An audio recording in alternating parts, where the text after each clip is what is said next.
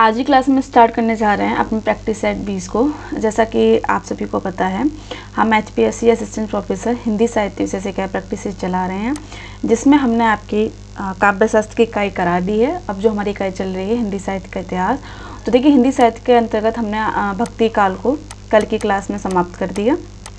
ठीक है, जो स्टूडेंट रोज़ हमारी क्लास देख रहे होंगे और उन्हें पता ही होगा कि डेली क्या है, आपको 15 क्वेश्चन कराए जा रहे हैं। ठीक है, 15 क्वेश्चंस में भी क्या है, आपको कई सारी चीज़ें कनेक्ट करके बताई जाती हैं जो क्वेश्चन हम आपको करा रहे हैं। तो आज की जो क्लास है हमारी, वो किससे संबंधित है? रीतिकाल से। किससे है? रीतिकाल से। जैसा कि मैंने आपको कल कहा था कि आगे की जो क्लास होंगी वो रीतिकाल से संबंधित होंगी। ठीक है, तो देखिए रीतिकाल में क्या है, हम आज की क्लास में क्या महत्वपूर्ण करने वाले हैं। सबसे पहले तो कि रीतिकाल के संबंध में किन किन कवियों ने क्या क्या कथन कहे हैं। तो देखिए महत्वपूर्ण कथन रखे हैं यहाँ पर, जिसकी संभावना परीक्षा में आने की ज़्यादा रहती है।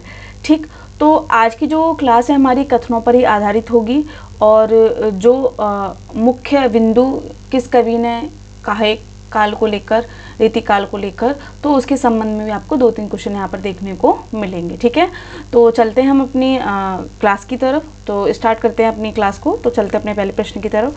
तो पहला प्रश्न है कि रामचंद्र शुक्ल ने रीतिकाल को कितने प्रकरणों में बांटा। ठीक है, तो कितने प्रकरणों में बांटा? यदि आपने ध्यान से पढ़ा होगा रामचंद्र शुक्ल के हिंदी साहित्य के इतिहास को, तो देखिए जैसा कि आप सभी को पता है कि रामचंद्र शुक्ल का जो ग्रंथ है हिंदी साहित्य का इतिहास, उसे ज़्यादातर जो विद्वान है वो स्वीकृत करते हैं। ठीक है, क्योंकि उन्होंने तथ्यों को एकत्रित करके रखा है वहाँ पर। ठीक, और उनका विभाजन भी इन्होंने अच्छी तरह से किया है। तो अगर हम बात करें रामचंद्र शुक्ल ने रीतिकाल को कितने प्रकरणों में बांटा, तो देखिए कितने प्रकरणों में बांटा है ये? 3 में। ठीक है, अब देखिए 3 प्रकरणों में कैसे विभाजन किया। पहले में तो इन्होंने देखिए रीतिकाल का क्या है, सामान्य परिचय दिया। क्या दिया? सामान्य परिचय दिया।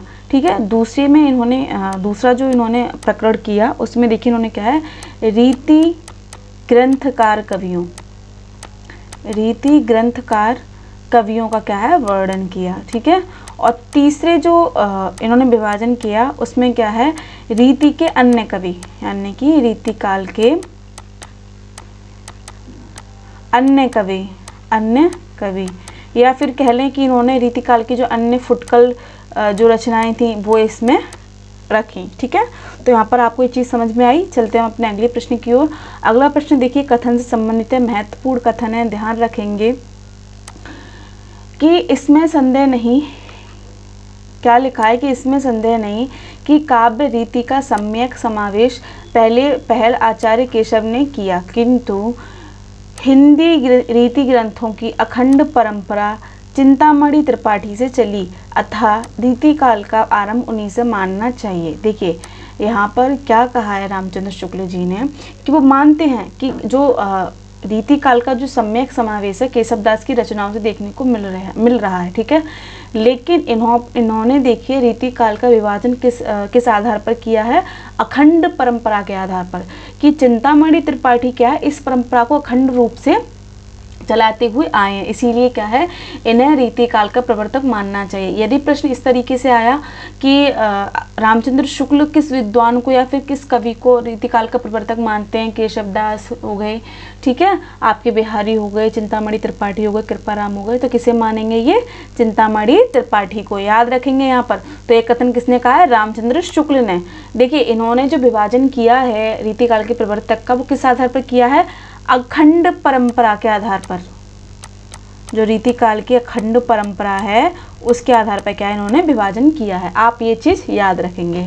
ठीक है, चलते हैं हम अगले प्रश्न की ओर। अगला प्रश्न देखें, कथन से है कि श्रृंगार रस में जितनी ख्याति और जितना मान बिहारी सतसई का हुआ उतना किसी का नहीं, इसका एक एक दोहा हिंदी साहित्य में एक एक रत्न माना जाता है। देखिए जैसा कि आप सभी को पता हुआ कि बिहारी के जो दोहे हैं, और ऐसा कहा जाता है बिहारी जिस राजा के आश्रम में रहते थे, राजा जयसिंह के आश्रम में रहते थे, तो वो इनके एक दोहे पे क्या है, एक सोने का सिक्का या सर्फी कह लें, वो उन्हें देते थे। तो अगर हम बात करें कि बिहारी सतसई में कितने दोहे हैं, तो देखिए इसमें मतभेद हैं। कुछ लोग बोलते हैं इसमें 700 हैं, कुछ लोग बोलते हैं इसमें 713 हैं, है ना, 719 हैं। तो ये है, लेकिन सर्वसम्मति देखिए 713 को मिली है, आप ध्यान रखेंगे इस चीज़ को, ठीक। तो इसी कारण क्या है सतसई का नाम दिया गया, ठीक है, इसीलिए क्या है इसे सतसई का नाम दिया गया, क्योंकि इसमें 700 प्लस क्या है दोहे देखने को मिलते हैं, ठीक। तो ये कथन किसने कहा है, किसने कहा है देख लेंगे, रामविलास शर्मा ने, बच्चन सिंह ने, आचार्य प्रसाद द्विवेदी ने, रामचंद्र शुक्ल ने। तो किसने कहा है, रामचंद्र शुक्ल ने, ठीक है। किसके संबंध में कहा है, ये बिहारी के, ठीक है, तो याद रखेंगे। चलते अगले प्रश्न की ओर। अगला प्रश्न देखें, अगला प्रश्न क्या है कि भावों का बहुत उत्कृष्ट और उदात्त स्वरूप बिहारी में नहीं मिलता, कविता उनकी श्रृंगारी है पर प्रेम की उच्च भूमि पर नहीं पहुंचती, नीचे ही रह जाती है। महत्वपूर्ण पंक्ति है, याद रखेंगे कि देखिए इन्होंने एक तरफ तो बिहारी का जो दोहा है एक रतन के समान माना, लेकिन देखिए इन्होंने विभाजन भी अच्छे से किया है कि कहीं कहीं क्या है इन्होंने जो विरह है, ठीक है, तो उसमें क्या इन्होंने अतिशयोक्ति दिखा दी है। इस तरीके से क्या है जो प्रेम का जो उच्च रूप होता है ना, वो वास्तविक ना लगकर क्या है कृत्रिम लग रहा है ना।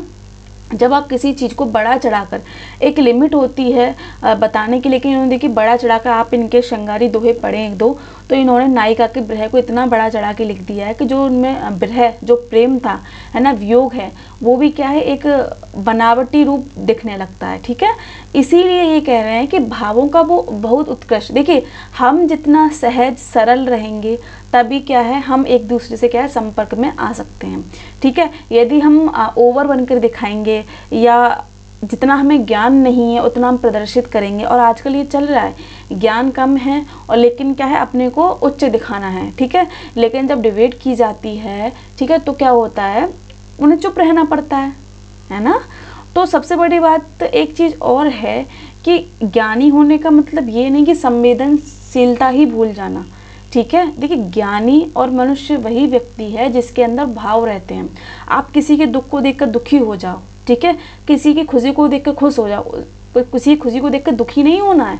अगर आप दूसरे की खुशी में खुश हो ना तो आप समझ लो आप मनुष्य हो, ठीक है, कि आप में जलन भावना नहीं है, ठीक। तो इसीलिए कनेक्ट करें बिहारी से, तो रामचंद्र शुक्ल जी क्या कह रहे हैं कि भावों का वो उत्कृष्ट रूप क्या है इनकी रचनाओं में देखने को नहीं मिलता। अगर बात करें प्रेम की, तो वो प्रेम भी क्या है इनकी रचनाओं में नहीं मिलता, जो होना चाहिए, जो वास्तविकता होती है, प्रेम की सात्विकता होती है, वो इनकी रचनाओं में नहीं है। और क्यों नहीं है, क्योंकि उन्होंने अतिशयोक्तिपूर्ण वर्णन कर दिया है, बड़ा चढ़ा कर दिखा दिया है। तो जो सहजता रहनी चाहिए, जो सादगी रहनी चाहिए, वो इनकी रचना में नहीं मिलती, इनके दोहे में नहीं मिलती, क्योंकि इन्होंने देखिए शब्द आडंबर कह लें, बड़ा चढ़ाकर अतिशयोक्ति कर दी है। इसलिए जो इनकी रचना है वो श्रृंगार रस तक ही रह गई है, प्रेम के स्वरूप को नहीं दिखा पाई, ठीक है। तो ये चीज़ आप ध्यान रखेंगे, है ना। किसने कही है कथन, रामचंद्र शुक्ल ने, ठीक। चलते हैं अपने अगले प्रश्न की ओर। अगला प्रश्न देखिए क्या है कथन से, ये देखिए जितने भी हम स्टार्टिंग की है रीतिकाल की, तो हर कवि से जो महत्वपूर्ण कथन है वो हमने निकाले हैं, क्योंकि परीक्षाओं में इनकी संभावना ज़्यादा रहती है, इसी कारण क्या है कथन रखे गए हैं आज की क्लास में।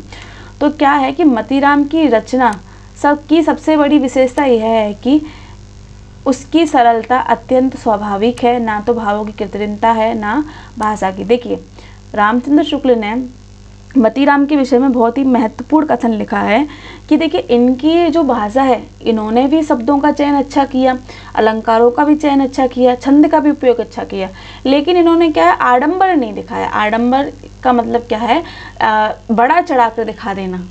जहाँ सादगी की ज़रूरत है, सादगी के हिसाब से ही शब्दों का चयन रखा, अपने भावों को प्रदर्शित किया, है ना। बिहारी की तरह उन्होंने अतिशयोक्ति का वर्णन नहीं किया। देखिए जब हम कोई चीज़ होती है जिसे हम जितनी सादगी से प्रस्तुत करें, है ना, जितनी सरलता से सहजता से प्रस्तुत करें, चाहे भाषा हो चाहे अलंकार हो, साहित्य की दृष्टिकोण से बता रही हूँ, और ये हम दैनिक जीवन में भी देखें कि हम जितना सहज और सरल रहेंगे उतने ही क्या है लोग हमसे कनेक्ट होंगे, ठीक है, और वो हमें समझेंगे और हम उनकी बातों को समझेंगे, ठीक है। तो ये होना बहुत आवश्यक है। आप ये मत सोचिए कि आप बड़ी डिग्री कर रहे हैं और फिर जो आपके समाज में जो लोग रहते हैं आप उनसे उसी तरीके से बात करें। देखिए जैसा देश वैसा ही क्या है, आप उसमें ढलना भी आना चाहिए। अगर कोई देहात क्षेत्र का व्यक्ति है, अगर आप उससे बात उसी भाषा में कर लेंगे तो आप छोटे नहीं हो जाएंगे। ठीक है, इससे क्या है, अगर आप उसकी लैंग्वेज को समझ रहे हो लेकिन अपनी ही झाड़े जा रहे हो तो उसे क्या है, वो आपसे बात करने में थोड़ा झिझकेगा। ठीक है, तो उसे वो कंफर्ट जोन दीजिए ताकि जब वो आपसे बात करे तो आप उसकी लैंग्वेज में बात कीजिए या फिर ऐसी भाषा का प्रयोग कीजिए जिसे वो समझता हो। ठीक है, तो अगर हम इस तरीके से बात करेंगे तो समझने वाला क्या आपको समझेगा और अपनी परेशानी को आपको बताएगा। ठीक, वही बात यहाँ पर रामचंद्र शुक्ल ने मतीराम के विषय में की है कि मतीराम की जो सबसे बड़ी विशेषता है कि इन्होंने अपने साहित्य में देखिए क्या है, सादगी और सहज यानी कि सरल शब्दों का प्रयोग किया और भावों को देखिए कृत्रिम नहीं होने दिया। जो भाव होने चाहिए वही रखे, ये नहीं कि उन्होंने अलंकारों का ज़्यादा प्रयोग कर लिया। देखिए कभी कभी क्या होता है, ज़्यादा चीज़ों का यूज़ करना भी क्या होता है, जो सरलता सादगी होती है उसे समाप्त कर देती है। अगर हम इसे जोड़ें, जब हम किसी चीज़ को ज़्यादा ही डेकोरेट कर दें, ठीक है, तो जो लुक उसे सादगी में मिल रहा था वो लुक उसका चला जाता है ना, तो वो आर्टिफिशियल टाइप का लगने लगता है। तो वो बात यहाँ पर आप रिलेट कर सकते हैं मतीराम के विषय में कि मतीराम की सबसे बड़ी विशेषता या सबसे बड़ी खूबी ये रही कि इन्होंने अपने भावों को बनाए रखा, किसके द्वारा, सादगी, सरलता या फिर कह लें सरल शब्दों के चयन से या फिर अपनी भाषा के द्वारा। ठीक है, देखिए आप कभी देखिए ज़्यादातर जैसा आप जानते ही हैं कि अपना जो भारत है कृषि प्रधान देश है, तो सभी लोग गांव से ही कनेक्ट करते हैं, पढ़कर ही वो आगे निकले हैं। तो देखिए उनका जो कंफर्ट जोन होता है वो अपनी जो मातृभाषा होती है, कोई अवधी बोलता है, कोई ब्रज बोलता है, ठेठ ब्रज बोलता है कोई, है ना। मथुरा साइड का देख लीजिए, एटा कासगंज है ना, और यहाँ पे अलीगढ़ साइड में तो यहाँ पर ठेठ ब्रज भाषा बोली जाती है। तो देखिए उनका कंफर्ट जोन भी वही होता है, लेकिन जब उन्हें बाहर जाना होता है, आप किसी कंपनी में देख लीजिए इंटरव्यू के लिए, तो उतना वो कंफर्ट नहीं हो पाते इंग्लिश को बोलने के लिए, है ना। तो मतीराम ने क्या किया, इन्होंने क्या है देसी भाषा को रखा जो इनकी भाषा है, और देखिए भाषाओं में भी शब्द का चयन उन्होंने इस तरीके से किया जो सरल और सहज है। इसीलिए क्या है, उनकी भाषा में भावों का संचालन देखने को मिलता है। और ये कथन रामचंद्र शुक्ल ने कहा है कि इनके में सरलता स्वाभाविक रूप से नजर आती है, चाहे इनकी साहित्य को देख लें, चाहे हम इनके भाषा को देख लें, ठीक है, भावों को देख लें, कहीं भी क्या है आर्टिफिशियल या फिर कह लें कृत्रिमता नजर नहीं आती। ठीक, समझ रहे हैं बात को। तो कथन किसने कहा है, रामचंद्र शुक्ल ने। चलते अगले प्रश्न की ओर। अगला प्रश्न भी देखिए कथन से संबंधित है।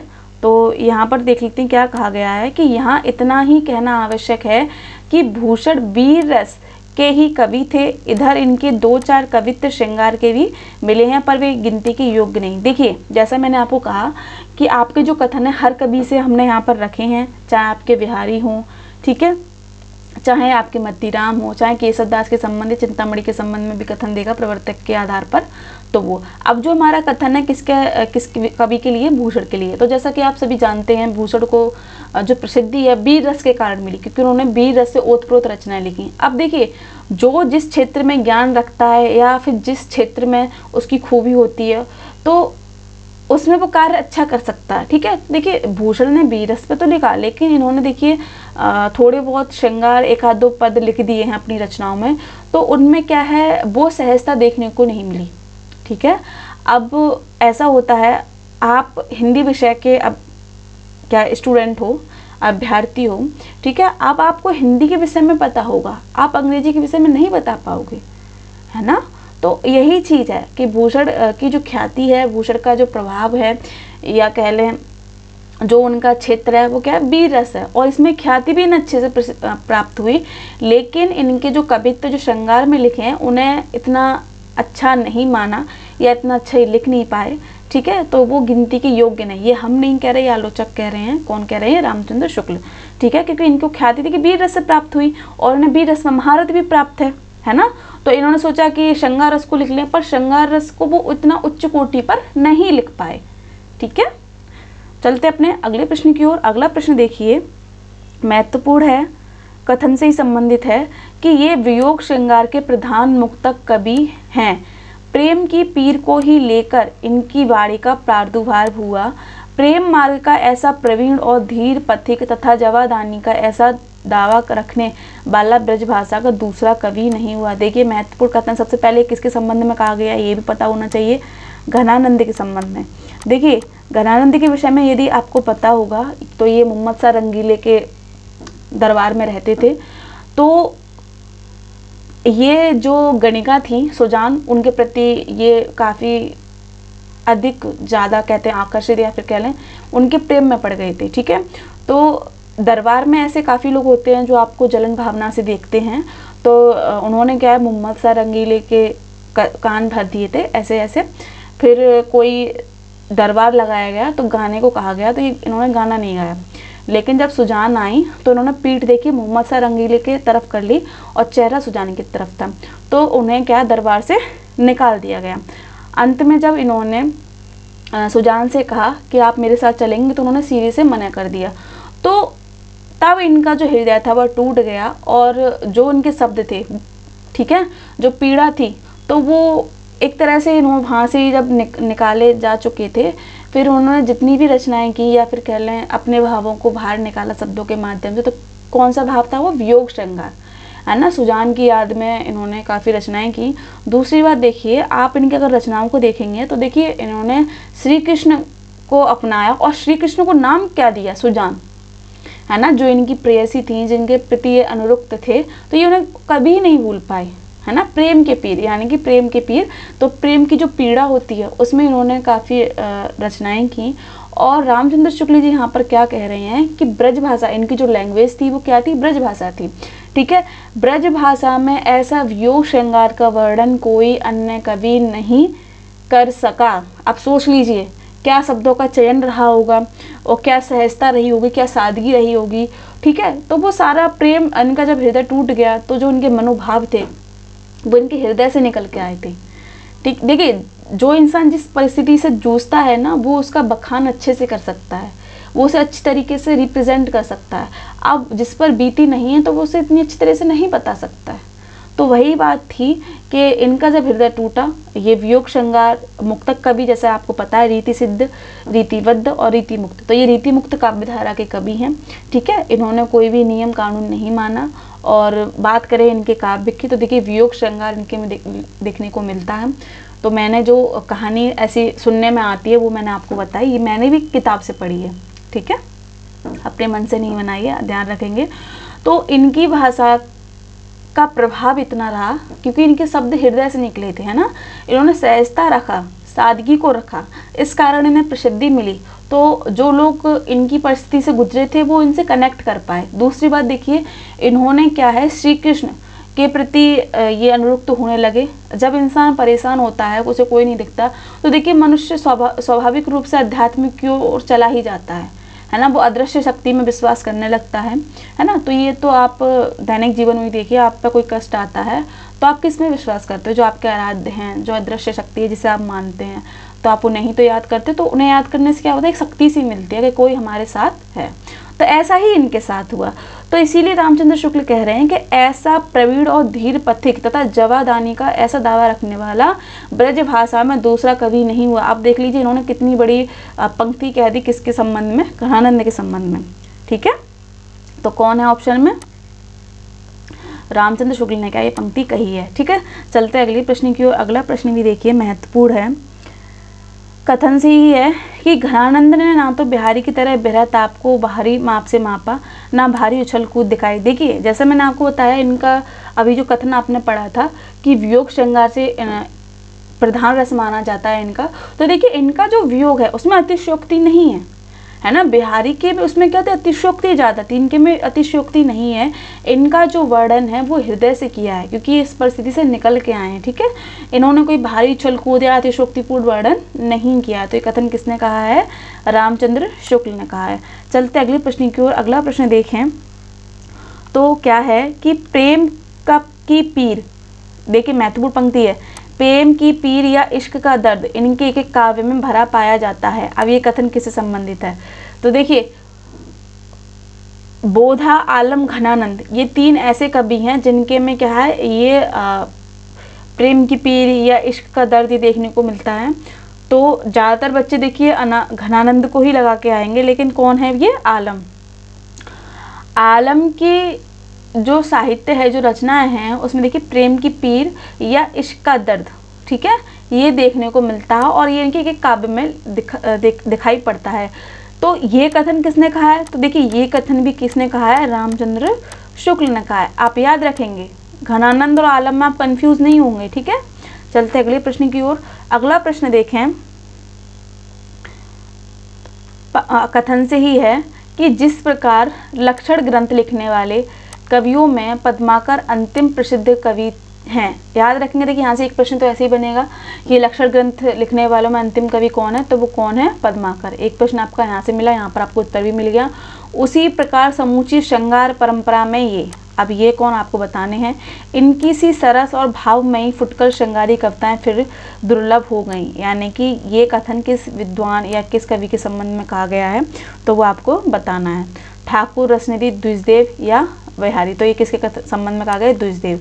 देखिए इन्हें राजा मानसिंह, द्विजदेव इनका दूसरा नाम था, है ना, जिसमें ये रचनाएं करते थे।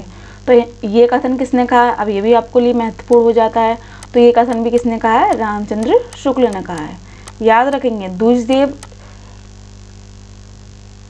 ने जो रचनाएं लिखी, इन्होंने भी देखिए जो भावों का वर्णन किया है वो भी क्या है? सहज और सरल रूप में किया। इसीलिए रामचंद्र शुक्ल ने इनके बारे में ये पंक्तियां लिखी हैं कि जिस प्रकार लक्षण ग्रंथ लिखने वाले कवियों में पद्माकर अंतिम प्रसिद्ध कवि हैं, उसी प्रकार समूची श्रृंगार परंपरा में द्विजदेव क्या है? अंतिम कवि माने जाते हैं। इनकी सी सरस और भावमयी फुटकर श्रृंगारी कविता फिर से दुर्लभ हो गई, यानी कि अब देखने को नहीं मिलती। ठीक है, कथन किसने कहा है? रामचंद्र शुक्ल ने कहा है। किसके संबंध में कहा है? द्विजदेव यानी कि राजा मानसिंह के संबंध में। देखिए मानसिंह नाम से काफी राजा हुए हैं, आप कंफ्यूज नहीं होंगे इस चीज में, ठीक है। चलते हैं अपने अगले प्रश्न की ओर। अगला प्रश्न महत्वपूर्ण है। अब अगला प्रश्न क्या कह रहा है कि रीति काल को अंधकार काल किसने कहा? अब देखिए जब मैंने आपको काल विभाजन कराया था तो उसमें मैंने आपको काफी जो विद्वान थे उनका काल विभाजन कराया, तो उन्होंने किस तरीके से किस काल को क्या नाम दिया वो आपको यहाँ पर देखना है। तो रीति काल को अंधकार काल किसने कहा है? त्रिलोचन ने। याद रखें किसने कहा है? त्रिलोचन ने। चलते हैं हम अपने अगले प्रश्न की ओर। अगला प्रश्न है कि रीति काल को श्रृंगार काल किसने कहा? त्रिलोचन ने तो अंधकार काल कह ही दिया, ठीक है। भागीरथ मिश्र ने, या फिर कह लें विश्वनाथ प्रसाद मिश्र ने, या मिश्र बंधु ने। अगर हम बात करें मिश्र बंधुओं की, तो मिश्र बंधुओं का मैंने आपको काल विभाजन कराया है, तो आप आसानी से बता सकते हैं क्या कहा है इन्होंने श्रृंगार काल को, क्योंकि यहाँ से भी एक प्रश्न बनता है। अलंकृत काल कहा है। क्या कहा है? अलंकृत काल कहा है, ठीक है। अगर हम बात करें भागीरथ मिश्र की, तो देखिए भागीरथ मिश्र ने रीति काल को कौन सा काल कहा? कला काल, कला काल, ठीक है। इनके साथ ही कला काल और किसने कहा है? तो रमाशंकर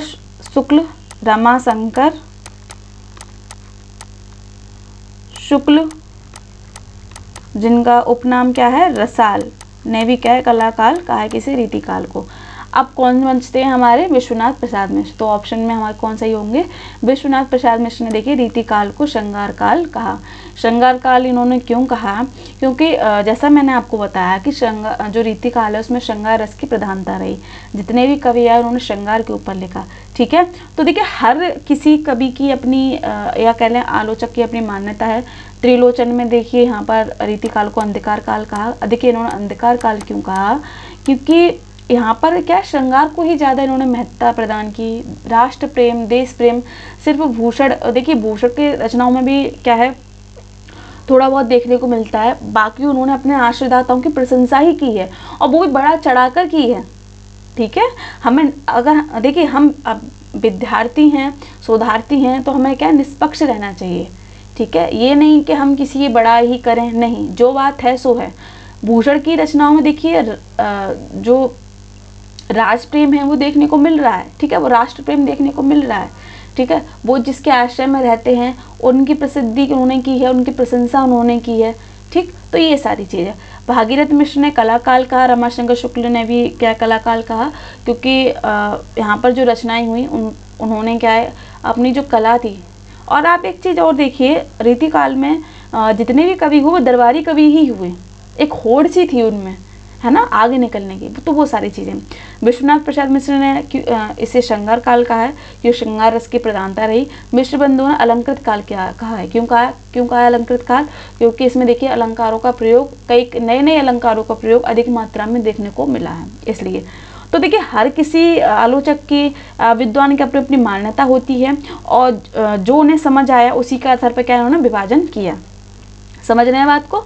चलते अपने अगले प्रश्न की ओर। अगला प्रश्न देखिए कि रीति काल का केशव दास को रीति काल का प्रवर्तक किसने माना। महत्वपूर्ण प्रश्न। तो देखिए रामचंद्र शुक्ल को मैंने आपको बता दिया कि इन्होंने किससे माना था, चिंतामणि को। किसको माना था इन्होंने, चिंतामणि त्रिपाठी को, ठीक है। और किस आधार पर माना था ये भी मैंने आपको बताया था, चिंतामणि को रीति की अखंड परंपरा, रीति की अखंड परंपरा के आधार पर। आधार भी आपको याद होने चाहिए, ठीक है। अगर बात करें नगेंद्र की, तो देखिए नगेंद्र ने क्या है, केशव दास को रीति काल का प्रवर्तक माना, रीति काल का प्रवर्तक माना। ये चीज़ आपको पता होनी चाहिए। अब इन्होंने क्यों माना ये भी एक आपको आधार पता होना चाहिए ना। तो इनका मानना यह है कि इन्हीं के कारण, यानी कि जो इनकी प्रसिद्धि है या समृद्धि है, यानी कि व्यक्तित्व, प्रसिद्धि या समृद्धि, ठीक है, के कारण क्या है, उन्होंने केशव दास को रीति काल का प्रवर्तक माना है। देखिए केशव दास को आप ज़्यादा ही अगर रीति काल का नाम लोगे तो आप केशव दास को देखते हो कि हाँ केशव दास की रचना है। क्यों है, क्योंकि केशव दास ने देखिए अलंकारों का जो प्रयोग किया है, जो उनकी अलंकार योजना रही, जो बिंबों का उन्होंने प्रयोग किया है ना, इसीलिए इन्हें कठिन काव्य का प्रेत कहा जाता है। क्योंकि अगर आप केशव दास की रचनाओं को देखोगे तो आप भी बड़े उसमें देखते हो कि इनकी कुछ शब्द समझ में नहीं आते, इसीलिए क्या है रामचंद्र शुक्ल ने क्या है काव्य का कठिन प्रेत कहा है, ठीक है। तो आपको चीज़ समझ में आ गई। चलते अपने अगले प्रश्न की ओर। अब अगला प्रश्न देखें कि कृपाराम को रीति काल का प्रवर्तक किसने माना। महत्वपूर्ण है। तो किसने माना है कृपाराम को, विश्वनाथ प्रसाद मिश्र ने। अब इन्होंने क्या आधार माना, कालक्रम की दृष्टि से, कालक्रम की दृष्टि से इनका मानना ये है कि सबसे पहले कृपाराम आए, ठीक है, उन्होंने ही क्या है रीति काल जो कहते हैं श्रृंगार और जो रीति नीति का जो प्रयोग किया इनकी रचनाओं में पहले देखने को मिला। तो ये सारी चीज़ें, तो ये क्या किसकी मान्यता है, विश्वनाथ प्रसाद की, ठीक है। तो यहाँ पर आपको देखिए आपको रामचंद्र शुक्ल के भी पता चल के इन्होंने चिंतामणि को माना, केशव दास को किसने माना, नगेंद्र ने माना। और कालक्रम की दृष्टि से देखें तो किसने माना है, ये विश्वनाथ प्रसाद मिश्र ने, किसे, कृपाराम को, ठीक है। चलते हम अपने अगले प्रश्न की ओर। अगला प्रश्न देखें, पंक्ति से है, क्या पंक्ति कही गई है कि ताही को रति कहते हैं रस ग्रंथन की रीति। महत्वपूर्ण पंक्ति, ताही को रति कहते हैं रस ग्रंथन की रीति। ये पंक्ति किस कवि ने कही है, देव, चिंतामणि, पद्माकर, केशवदास। तो ये किसने कही है, पद्माकर ने, ठीक है। तो आज की क्लास में देखिए हमने रीति काल से संबंधित जो महत्वपूर्ण कथन थे उनको किया, ठीक है। तो यदि आपको इस क्लास में कुछ भी समझ में नहीं आया है तो आप कमेंट बॉक्स में बता सकते हैं। यदि आपको कोई बेनिफिट इस क्लास से मिल रहा है तो वो भी बता सकते हैं आप, ठीक है। तो मिलते हैं आपको अगली क्लास में। तो अगली भी क्लास जो होगी उसमें देखिए हम कथनों को ज़्यादा से ज़्यादा इसलिए रख रहे हैं क्योंकि आप एग्जाम पैटर्न देख लीजिए, कथन ज़्यादा से ज़्यादा पूछे जाते हैं। कभी कभी क्या होता है कथन में हम कंफ्यूज हो जाते हैं, है ना। तो इसीलिए क्या है, जब तक हम रिवीजन नहीं करेंगे तब तक क्या है हमारे ये क्वेश्चन सही नहीं होंगे। जितनी बार हम रिवीजन करेंगे उतनी बार क्या है हमारे क्वेश्चन सही होंगे, ठीक है। तो मिलते हैं हम आपको अपनी अगली क्लास में अपने 15 क्वेश्चन के साथ। तो पढ़ने रहें अपने चैनल के साथ। बहुत बहुत धन्यवाद।